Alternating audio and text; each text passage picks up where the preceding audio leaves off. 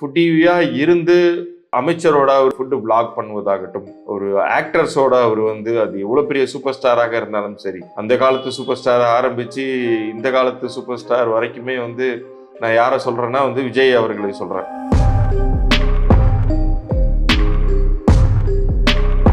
முக்கியமாக பிஸ்னஸ் அரங்கில் ஒருத்தர் என்ட்ராருங்கும் போது அவர்கள் இந்த தேதியில் இருக்கக்கூடியவங்க எப்போதுமே அடுத்தவங்கள்ட்ட கைகட்டி வேலை பார்க்க மாட்டாங்க, இண்டிபெண்ட்டாக இருக்கணும்னு விருப்பப்படுவாங்க. பெண் குழந்தை அப்படின்னு சொல்லி அனௌன்ஸ் பண்ணியிருக்காங்க. அந்த குழந்தை உண்மையிலே ஒரு ராஜா வீட்டு கண்ணுக்குட்டியாக தான் பிறக்கிறாங்க.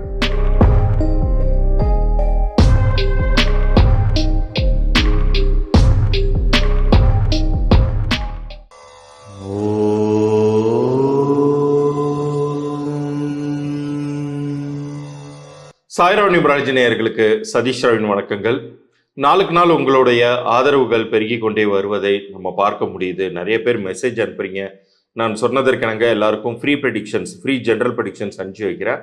மேலும் நம்ம சேனலை சப்ஸ்கிரைப் பண்ணி ஸ்க்ரீன்ஷாட்டோட உங்களுடைய டீட்டெயில்ஸ் அனுப்புங்க, name and date of birth. நான் ஃப்ரீ ப்ரெடிக்ஷன்ஸ் அனுப்பிச்சு வைக்கிறேன். இப்போ நம்ம இந்த பதிவை பொறுத்த அளவுக்கு ஒரு வித்தியாசமான ஒரு பதிவு.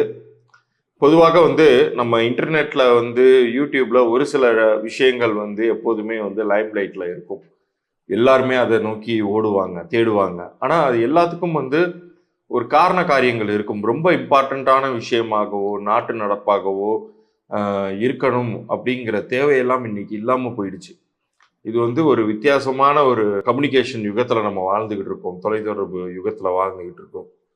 இப்போ ஒருவருக்கு குழந்தை பிறக்க போவதை அது ஆண் குழந்தையா பெண் குழந்தையா அப்படின்னு தெரிந்து கொள்வதே இன்னைக்கு பெரிய அளவுக்கு எல்லாரும் ரொம்ப ஆர்வத்தோட எதிர்பார்ப்போட காத்துக்கிட்டு இருந்து பார்க்க வேண்டிய ஒரு சூழ்நிலையில இன்னைக்கு இருக்காங்க. அந்த மாதிரி எல்லாம் நிகழ்வுகள் வித்தியாசமானதாகவே இருக்கு அப்படின்னு சொல்லலாம். பட் நம்ம இன்னைக்கு அதை சார்ந்து மட்டுமல்லாமல் முக்கியமாக அந்த பெயருக்குண்டான அந்த பெயர் கொண்ட நபர்களுக்கு உண்டான விஷயங்களை பற்றியும் நம்ம அலட்சி ஆராய போறோம். நான் எதை பத்தி சொல்லிட்டு இருக்கேன்னா, இர்ஃபான்ஸ் பத்தி உங்களுக்கு தெரியும். இர்ஃபான்ஸ் வியூ, இந்த ஃபுட்டு பத்தின விளாகிங் பண்றா இல்லையா, அவருடைய குழந்தை ஆண் குழந்தையா பெண் குழந்தையா அப்படிங்கறத தெரிந்து கொள்வதற்காக இன்னைக்கு அவருடைய ஃபேன் பேஸ் மட்டும் இல்லாமல் வீட்டில் இருக்கக்கூடிய அனைத்து பெண்மணிகளுமே கூட ரொம்ப ஆர்வத்தோட கவனிக்கிறாங்க, தங்கள் வீட்டு பிள்ளை மாதிரி கவனிக்கிறாங்க. ஸோ இது போன்ற ஒரு விஷயங்கள் எல்லாமே எல்லாருக்கும் அது மாதிரியான ஒரு ஆர்ப்பரிப்பும் ஒரு ஆர்வமும் ஒரு ஆசீர்வாதமும் கிடைத்து விடாது. ஏன் அவர் இர்ஃபானுக்கு அது மாதிரியான விஷயங்கள்லாம் கிடைக்குது அப்படின்னு பார்த்தீங்கன்னா, அவருடைய பிறந்த தேதியிலேயே அதற்கான சீக்ரெட் ஒளிஞ்சிட்டு இருக்குன்னு சொல்லலாம். 14/6/1993 அப்படிங்கிறது அவருடைய பிறந்த தேதி. 14ங்கிறது புதனுக்குரிய எண். 1+4 5ன்னு அதை நம்ம புரிந்து கொள்ளணும்.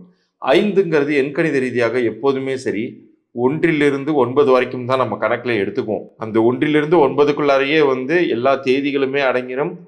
ஒவ்வொரு தேதியில பிறந்தவங்களையும் இந்த எண்களுக்குள்ளாரதான் நம்ம கொண்டு வருவோம்.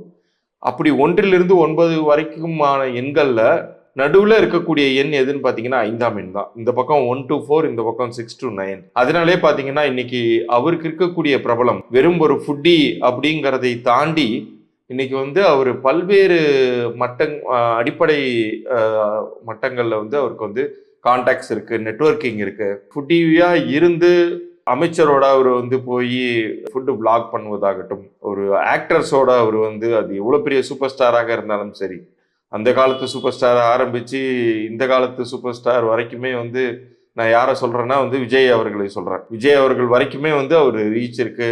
இன்னொரு பக்கம் பார்த்தா கவர்னர் மாளிகைக்கு அழைக்கப்படுறார்.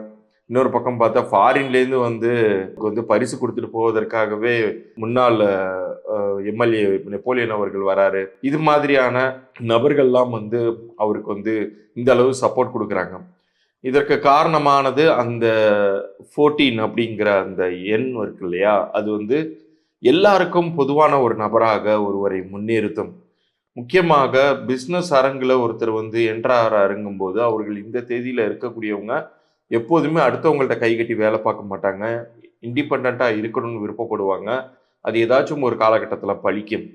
அது மட்டும் இல்லாமல் அவருடைய பிறந்த தேதியில கூட்டு எண்ணில் இருக்கக்கூடிய எண் 6ஆம் எண். அதாவது 14/6/1993 சொன்னேன் இல்லையா, இதுல ஒவ்வொரு நம்பர் பக்கத்துலயும் பிளஸ் போட்டு வரக்கூடிய கூட்டுத்தொகை என்னன்னு பாத்தீங்கன்னா 6ஆம் எண் வரும். இந்த 6ஆம் எண் அப்படிங்கிறது சுக்கிரனுக்கான எண். சுக்கிரன்னாலே ஒரு புகழ்ச்சியை கொடுக்கக்கூடிய, நல்ல விஷயங்களை தன் வசம் ஈர்த்து கொள்ளக்கூடிய ஆகர்ஷண சக்தி கொண்ட ஒரு எண்.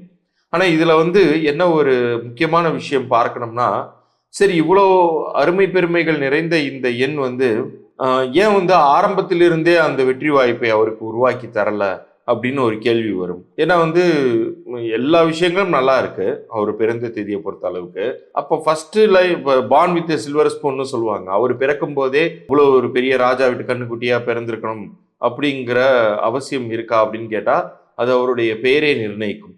அவருடைய பேரினுடைய எண் வந்து மிகவும் சக்தி வாய்ந்ததாக அமைந்திருக்குமே ஆனால் அது நிகழ்ந்திருக்கும். வெறும் இர்ஃபான் அப்படின்னு சொல்லும் போதே அது 17ஆம் எண்ணை குறிக்குது. 17ங்கிறது வந்து சனி கிரகத்திற்குரிய ஒரு எண். அந்த சனி கிரகம் அப்படிங்கிறது வந்து ஸ்லோவாக தான் வந்து மூவ் ஆகும். நம்ம சூரிய குடும்ப கிரக கூட்டங்கள்லேயே வந்து சனி தான் வந்து இருக்கிறதுலேயே மிகப்பெரிய கிரகம்.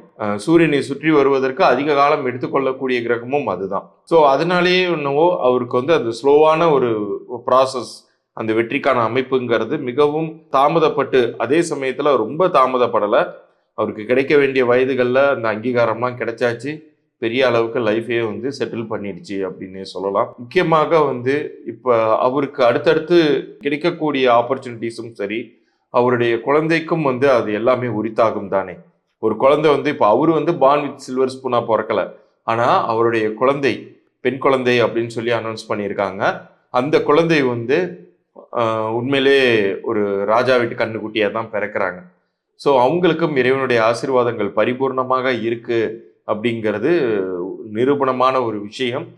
அவருக்கு நிச்சயம் வந்து ஒரு இவருடைய பிறந்த தேதி கூட்டு எண்ணை வைத்து பார்க்கும் பொழுது இப்போவே நான் டிக்ளேர் பண்றேன், அந்த குழந்தையினுடைய பிறந்த தேதி அமைப்பு வந்து 6ஆம் எண்ணோ அல்லது 9ஆம் எண்ணோ அல்லது 3ஆம் எண் ஆதிக்கத்திலேயோ இருக்கும். அதாவது அவங்க பிறக்கக்கூடிய தேதியின் அம்சத்துல 3, 6 அல்லது 9ஆம் எண் சம்பந்தப்படும். இந்த 3 எண்களுமே வந்து ஏதாவது ஒரு ரூபத்துல சம்பந்தப்பட்டே தீரும். இது அவங்க இந்த குழந்தை பிறக்கும்போது நீங்களே வந்து அதை பத்தி நம்ம பேசுவோம். அந்த பிறந்த தேதியை வைத்து நம்ம பேசுவோம். இப்ப இதே போன்ற இர்ஃபான் அப்படிங்கிற பெயர் கொண்ட வேறு சில செலிபிரிட்டிஸ் இருக்காங்க. அவங்கள பத்தியும் அந்த பேரு சார்ந்த விஷயங்களாக நான் சொல்லிடுறேன். இர்ஃபான் கான் அப்படின்னு சொல்லி நேஷனல் அவார்டெல்லாம் வின் பண்ண ஒரு ஃபேமஸ் ஆக்டர் நம்மிடையே இருந்தார். அவர் நோய்வாய்ப்பட்டு இறந்துட்டார். கேன்சர்னால அவர் இறந்துட்டாரு. ஆனால் அவருக்கு வந்து அவ்வளோ பெரிய ஒரு செலிபிரிட்டி அந்தஸ்தை கொடுத்தது அந்த பெயர்னால் மட்டும் கிடையாது. அவருடைய பிறந்த தேதியின் அம்சமான 7ஆம் எண் 7/1/1967 தான் அவர் பிறந்த தேதி. நம்ம இதற்கு முந்தைய பதிவுகளில் கூட சொல்லியிருக்கோம். திரைத்துறை சார்ந்த கலைத்துறை சார்ந்த ஒரு மனிதன் ஜெயிக்கணும்னா அதற்கு ஒரு சில எண்கள் வந்து துணை நிற்கணும். அதில் ரொம்ப ரொம்ப முக்கியமான எண் வந்து 7, 16, 25 தேதிகள். அதன் பிறகு 2, 11, 20, 29 ஆகிய தேதிகள், 4, 13, 22, 31 ஆகிய தேதிகள். இந்த தேதிகள்லாம் வந்து ஒருவருடைய பிறந்த தேதியில் இருக்கும்போது ஏதாவது ஒரு வகையில் வந்து ஒரு பொது மனிதராக பப்ளிக்கில் வந்து தன்னுடைய முகம் காமிக்கக்கூடிய மனிதராக இருப்பாங்க. அவங்க வந்து எல்லாராலும் அங்கீகரிக்கப்பட்ட மனிதராகவும் இருப்பாங்க. இப்போ 4ன்னு சொல்லும் பொழுது அது அரசியல் வெற்றிகளை கூட கொடுத்துரும். திரைத்துறை மட்டும் கிடையாது. இன்னைக்கு இருக்கக்கூடிய நம்ம தளபதி விஜய் அவர்கள் கூட அவருடைய பிறந்த தேதி 22 தானே. அது அரசியல் வெற்றிகளையுமே கொடுக்கக்கூடியது. இர்ஃபான் கான் அவர்களை பொறுத்த வரைக்கும் வந்து அவருடைய பிறந்த தேதியான 7ஆம் எண்ணுமே வந்து மிக சரியாக வேலை செய்தது. மிகப்பெரிய அங்கீகாரங்கள்லாம் கிடைத்தது. அதற்கு முன்னாடியெல்லாம் பார்த்தீங்கன்னா ஹாலிவுட்ல வந்து ஒரு நடிகர் இங்கே இந்தியா நாட்டு நடிகர் போய் நடிக்கிறாருன்னா அது பெரிய விஷயம். அவங்க வந்து அந்த டேலண்ட்டை வந்து அவங்க வந்து அப்ரூவ் பண்ணணும். அவங்க அக்செப்ட் பண்ணாதான் வந்து அவர்களுடைய நடிகர்களுக்கு மத்தியில் வந்து இந்த நம்ம நாட்டு நடிகர்களே நிற்க வைப்பாங்க. ஆனால் இன்னைக்கு பார்த்தீங்கன்னா ரொம்ப எளிதாக தனுஷ் போன்ற ஆக்டர்ஸ்லாம் வந்து அதை ப்ரூவ் பண்ணவே செய்கிறாங்க. அதே ஒரு அங்கீகாரம் வந்து இர்ஃபான் கான் அவர்களுக்குமே அவர் வாழ்ந்த காலத்தில் கிடைத்தது. ஆனால் இதில் என்ன ஒரு முக்கியமான விஷயம்னு பார்த்தீங்கன்னா அவருடைய பெயரில் வந்து 30ஆம் எண் அமைஞ்சு போச்சு. அது வந்து எந்த வகையிலுமே அவருடைய பிறந்த தேதிக்கோ கூட்டு எண்ணிற்கோ எந்தவித பெரிய ஹெல்ப்புமே அது பண்ணிடாது. காரணம் 3ங்கிறது குருவுக்கான எண். அது வந்து ஒரு சில கிரைட்டீரியாஸில் மட்டும்தான் குருவுக்கான எண்ணெல்லாம் நம்ம வந்து பேரே வைப்போம். அவருக்கு அது பொருந்தலை. அதனால மட்டும் கிடையாது, இன்னும் வேறு சில ஃபேக்டர்ஸ்னாலையும் அவருடைய உடல்நிலை வந்து நோய்வாய்ப்பட்டு அவர் வந்து நம்மிடையே இன்று இல்லை. ஆனால் ஒரு மாறாத புகழ் வெளிச்சத்தில் தான் அவர் என்னென்னைக்கும் இருப்பார். அந்த மாதிரியான ஒரு ஒரு இம்ப்ரெஷனை வந்து இந்த கலை உலகத்துக்கு அவர் விட்டுட்டு போயிருக்காருன்னு சொல்லலாம். அடுத்து ஒரு இர்ஃபான் இருக்காரு. அவரு நான் சொல்லும்போதே இது ஐபிஎல் சீசனா இருக்கு. ரொம்ப ஈஸியா வந்து புரிந்து கொள்ளலாம். இர்ஃபான் பதான் கிரிக்கெட்டர். அவருடைய பிறந்த தேதியின் அம்சத்திலையும் பார்த்தீங்கன்னா 5ஆம் எண் சம்மந்தப்பட்டுரும். நம்ம இர்ஃபானுக்கு பார்த்தோம் இல்லையா? அந்த 5ஆம் எண்ங்கிறது எந்த அளவுக்கு வந்து ஒரு எல்லாருக்கும் பொதுவான மனிதராக இருக்க வைக்கும், புகழ் வெளிச்சத்தில் இருக்க வைக்கும்னு. அதே போன்றதே இர்ஃபான் பதான் அவர்களுக்குமே. இர்ஃபான் பதான் அவர்களுடைய பிறந்த தேதி அம்சத்திலையும் அந்த 5ஆம் எண் இருக்கு. அவருடைய பெயர்லையுமே வந்து 41ஆம் எண். அதுதான் வந்து அந்த ஒரு கிரிக்கெட்டில் அவருக்குன்னு ஒரு தனி இடத்தை, ஒரு முத்திரையை கொடுத்தது.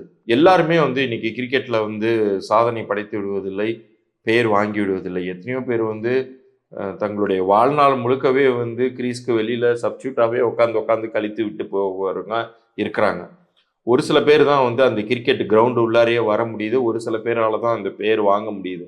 இர்ஃபான் பதான் அவர்களுக்கும் அந்த வாய்ப்பு கிடைத்தது. அதற்கு காரணமாகவும் அந்த 5ஆம் எண் இருந்தது. அவருடைய பெயரிலேயுமே அது சம்பந்தப்பட்டது. மேலும் நிறைய சுவாரஸ்யமான பதிவுகளுடன் உங்களை நான் சந்திக்கிறேன். நான் ஏற்கனவே சொன்னது போல உங்களுடைய பிறந்த தேதிக்கும் கூட்டு எண்ணிற்கும் உங்கள் பெயர் பொருந்திருக்கா அப்படிங்கிறத இலவச பொது பலன்களாக நான் வழங்குறேன். அது உங்கள் குழந்தையின் பெயராக இருந்தாலும் சரி, நிறுவனத்தின் பெயராக இருந்தாலும் சரி, நீங்கள் கீழே தெரிகிற என்னுடைய வாட்ஸ்அப் எண்ணிற்கு அனுப்பி விடுங்க. மறந்துடாமல் நம்ம சேனலை சப்ஸ்கிரைப் பண்ணி ஸ்க்ரீன்ஷாட்டோட அனுப்பிச்சி விடுங்க. நம்ம சேனல் வந்து 95% பீப்புள் இன்னும் சப்ஸ்கிரைப் பண்ணாமல் பார்த்துட்டு இருக்கிறதா யூடியூப் சொல்லுது. தயவு கூர்ந்து சப்ஸ்கிரைப் பண்ணிட்டு பாருங்கள். மேலும் சுவாரஸ்யமான நிறைய தகவல்களை உடனுக்குடன் தெரிந்து கொள்ளுங்கள். நன்றி, வணக்கம்.